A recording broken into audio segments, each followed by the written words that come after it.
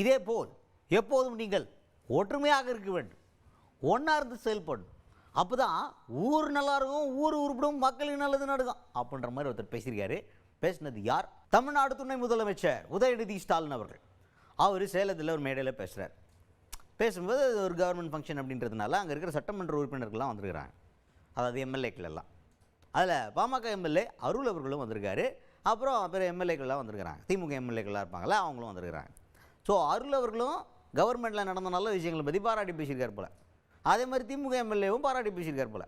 இதை பற்றி மேடையில் பேசும்போது உதயநிதி ஸ்டாலின் அவர்கள் என்ன சொல்கிறாருன்னா, இங்கே ஒரு சூப்பரான விஷயம் நடந்திருக்கு. நம்ம கட்சியை சாராத ஒரு எம்எல்ஏ நம்ம அரசை பற்றி பெருமையாக பேசியிருக்கார். 2 பேரும் சேர்ந்து பேசியிருக்கிறாங்க. நம்ம எம்எல்ஏவும் அந்த எம்எல்ஏவும் சேர்ந்து பேசியிருக்காங்க. இந்த மாதிரி ஒற்றுமையாக எப்போவுமே இருக்கணும், 2 பேரும் ஒன்றா சேர்ந்து செயல்படணும் அப்படின்ற மாதிரிலாம் பேசியிருக்காரு.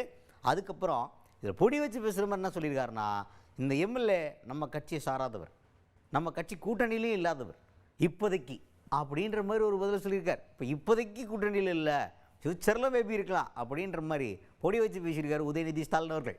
இங்கே நடப்பது அரசு விழாவா இல்லை கிட்டத்தட்ட ஒரு மகளிர் மாநாடா என்ற அளவுக்கு எழுச்சியோடு மகிழ்ச்சியோட முகத்தோட இங்கே வந்திருக்கக்கூடிய என்னுடைய அக்காக்களும் தங்கைகளும் அம்மாக்களும் பாட்டிகளும் அவ்வளோ மகிழ்ச்சியாக வந்திருக்கிறீங்க. இன்னொரு சிறப்பு, 2 சட்டமன்ற உறுப்பினர்கள், அவரு நம்முடைய இயக்கம் கிடையாது, நம்முடைய கூட்டணி கட்சியோட கிடையாது, இப்போ கிடையாது. சேலம் மேற்கு தொகுதி சட்டமன்ற உறுப்பினர் அண்ணன் அருள் அவர்களும் அண்ணன் சதாசிவம் அவர்களும், சட்டமன்ற உறுப்பினர் அண்ணன் சதாசிவம் அவர்களும் இந்த சேலம் மாவட்டத்திற்கு பல்வேறு திட்டங்களை நம்முடைய அரசு செய்து கொண்டிருக்கிறது, அதற்கு என்னுடைய நன்றி என்று போட்டி போட்டுக்கொண்டு பாராட்டி இருக்கிறார்கள். ஆனால் ஒற்றுமையாக பாராட்டி இருக்கிறார்கள்.